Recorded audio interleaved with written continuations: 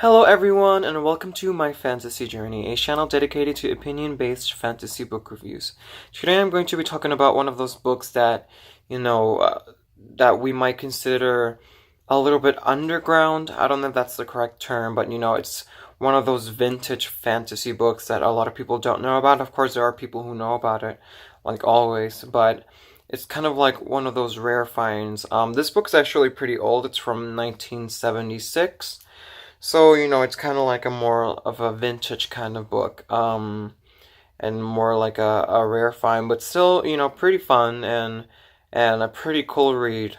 So, yeah, I was very excited when I first got this book because I was expecting something in the vein of, for example, The Ordinary Princess or Shadow Castle, which are two amazing, more like vintage kind of fantasy books, especially Shadow Castle, which I absolutely adored. I was a little bit disappointed, but still, I thought, I think it was a pretty nice book and fun, quick read. But anyways, that being said, the book that I'm going to be discussing today is The Farthest Away Mountain by, how do you pronounce her name? I'm sorry if I pronounce it wrong, but I think it's Lynne Reid Banks, I think. I'm not a native English speaker, but I think that is how it is pronounced. Maybe I'm wrong. I'm sorry about that if I am.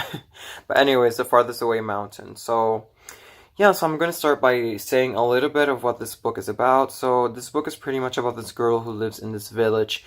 And from her little house, she sees this mountain that has snow, and the snow changes colors. And there's like stories about the mountain of how dangerous it is, about things that are in there. And she's always been intrigued by it, and she told herself that one day she was going to go and visit the mountain, the farthest away mountain. Until one day she notices something. She notices that the mountain nods at her and calls her. And so she decides to embark on this journey. And, she finds a lot of things. She faces a lot of dangers, but she has to overcome those in order to save her village and to save like the creatures in the mountains and stuff like that. So that is a little bit of what this book is about. Of course, very general summary. But anyways, I'm going to start talking about this book. I'm gonna say the things that I liked first. So, I thought it was a cute short read, a cute short story. Very simple, very straightforward. It's gonna say what it's gonna say. Not a lot of symbolism, nor complicated things. Super, super, super straightforward. Super quick read. You could read this in definitely a sitting, in a day. I took 2 days because I was kind of busy, so I couldn't read it, just in one go. But this is super, well, you can see that it's very thin, so, and it also has some drawings also in it. Let me see if I can find, for example, here's one, and it has others, throughout the book, about the things that are, like, going on. So yeah, it has some pictures also, so, let me see if I can find another one. Here's another one. So it has kind of those vintage black and white kind of pictures, so, yeah, but, like I was saying, this is very simple, very straightforward. It reads like a long, so to say, like a long fairy tale. And, yeah, I just thought it was a cute short read, kind of like something that you just want to read quickly, and something that just you want to read more for like comfort and like lightness and stuff like that. So that's the things that I liked about this book. The things that I didn't like, and I'm gonna say this before I say the things that I didn't like, it's not that I was expecting like too much of this book, because I know that it is a children's book, and of course that doesn't mean anything because I've read a lot of children's books that are very deep and very, have a lot of depth to it and stuff like that. It's not that I was expecting the thing. I don't know how to explain it, because maybe I was expecting a little bit, because I was expecting it to be in the vein, like I said, of the Little Princess. The Ordinary Princess. The Little Princess. That's another book, A Little Princess. I was expecting it to be in the vein in the vein of The Little Princess or The Ordinary Princess, oh my goodness, or Shadow Castle, which is probably my favorite vintage like fantasy book. It's incredible.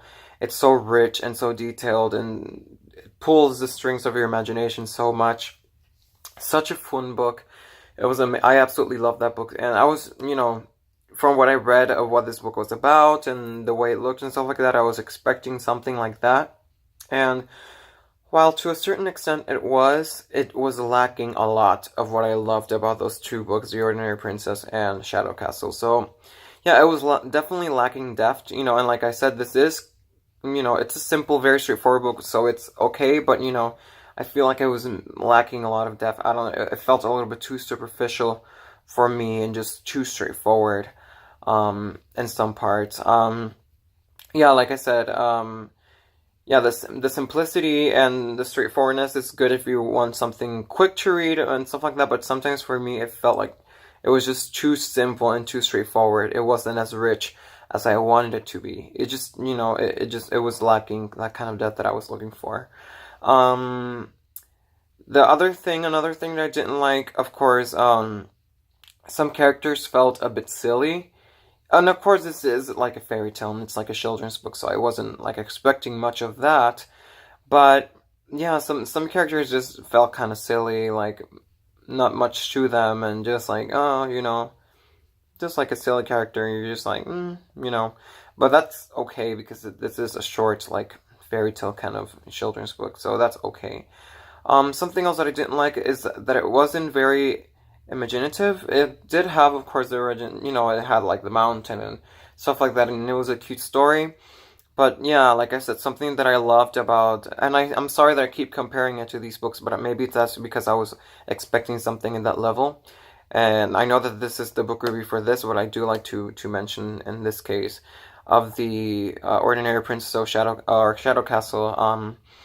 Those books are they're very imaginative. They had a lot of like, I could like picture things so well, and they were very rich and stuff like that. This one wasn't very, it was just like extremely, and I think that comes from the straightforwardness of how straightforward it is. It's just like very, tells you how things are, doesn't really explore much or dive more into the things that are going on or the origins of things or simply like things that are going on and stuff like that. So I felt like it wasn't a very imaginative story, but yeah, that's how things are. But something else that I didn't really like, I have already said this, that I feel is kind of superficial, because it's just like the story and that's it. There's like not much to it. So the lack of depth, I've already mentioned that. Yeah, there's not much to the book. You just read it and you're just like, okay, I feel like maybe even some shorter fairy tales that I've read have more to them than this book does. But it's okay, it was fine. It's not something that really that upset him, that made me upset, because this is a very short book and it's just like a really quick read. So yeah, but it was definitely kind of disappointing. And something else that I didn't really like was the ending. It was so abrupt. It was literally like, this happened, and boom. And I was just like left like, wait, what's going? It ended? I was like, literally like looking throughout like this blank page here, like, oh, is there more? Like, I was like, that ended. It felt like she just like left it there. Just like, oh, I finished, So the ending was very abrupt, and it was very just like, I was like, oh, okay, kind of left me hanging. So yeah, there's not much development either. She does go through some things and stuff like that, but everything just kind of like, just happens, and there's not much, development in the character, or of course there are things that happen and stuff like that, but there's not much development of the story, not much. And of course it has to develop in a way, but it's not something that was very,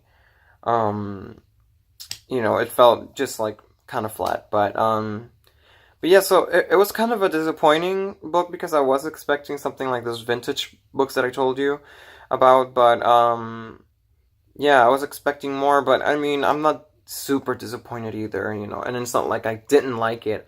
I certainly did like it. I was just expecting a little bit more richness, a lot of more depth. And, you know, it's not that I was expecting, obviously, I wasn't expecting something complex or anything. Those books that I told you about weren't. So I wasn't expecting something that was like super deep and had a lot of, you know, it was super complex and rich and whatever, a lot of detail, you know, not anything like that, but I was definitely expecting a little bit more. So yeah, but that being said, I still did enjoy it. It was really quick. Like I said, you could read this book like a million times. It's really short. And it did read like a long fairy tale, so it was fun, you know, it was fine. I enjoyed it. I'm glad I read it, you know, because it is kind of like I said, more of those rare fantasy books. So, you know, it's okay. It was fine. I liked it, but it's not something that, you know, that just blew my mind or that I was very like happy about and I was like, "Oh, I loved it," you know. I was just like, "Oh, that was nice," you know. It's okay. But yeah, that being said, who would I recommend this to? If you love fairy tales, of course. If you love more vintage books and more vintage stories, and you know, if you're looking for a super quick read, of course there are better ones out there, like I mentioned. Um, but if you're looking for something quick, you know, straightforward, easy, and that entertains, then maybe you can pick this up. Or if you're, like I said, a fan of fairy tales and you're just looking for more longer ones, then like I said, there are better ones out there. But this is still, I would think that it's, you know, worth it to read it because it is very short anyway. So it's not like it's going to take you that much effort. Who would I not recommend this to? Well, pretty much like I said, the opposite of what I just mentioned. If you're not into fairy tales, if you like complex books or long books, or if you're expecting something with a lot of depth or a lot of details, very rich stories, or something more mature or whatever, then you probably won't like this book. But yeah, and if you're just like not into like short reads and you want, you know, you think this is too silly or too childish for you, then of course I won't recommend this book. But yeah, but still, it was a fun read, and I did enjoy reading it. It entertained me, and it was cute, you know, short and sweet. So I give this book 3 stars out of 5. And yeah, that pretty much wraps up my review. I don't really know what else to say, but yeah, if you collect fairy tales and stuff like that, and you're into vintage fantasy books, then you can give this book a try. And like I said, it doesn't take any effort. It's very short, so you're gonna read this very quickly. So yeah, The Farthest Away Mountain. So have you guys read this book? Do you guys like fantasy, like vintage fantasy books? Have you guys read any of those more rare kind of vintage fantasy? Have you guys ever heard of this book? Or have you ever seen it? Or, you know, have you ever even read it or whatever, you know? And let me know what you think about this book. Do you like fairy tales? I love fairy tales. I used to be obsessed. I read all the Brothers Grimm's, and I have like so many other folk tales and fairy tales books.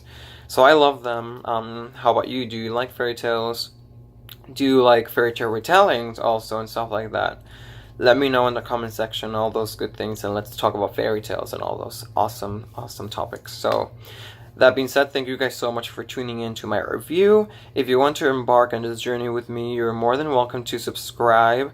You know, I don't upload in like a, you know, I don't have a rhythm or anything. I just upload whenever I have the time or whenever I feel like it, or, you know, whenever I can. So yeah, it's not like I post videos every now and, you know, every like certain days or certain time or whatever, but I do post them now and then. But you're more than welcome to join me on this journey. I'm definitely going to be uploading more really cool reviews on really nice fantasy books. So if you want to see those, definitely join me. And I hope to see you guys on the comment section. And also add me on my GOODREADS account. I want to make more friends there. I definitely want to expand more of my GOODREADS you know, like account. I want to use it more. And I have like added more people. A couple of people now with this channel and stuff like that. So if you have a GOODREADS, definitely feel free to add me there. So yeah, that being said, thank you guys so much for tuning in. Read on, and I'll see you on my next video. Bye bye.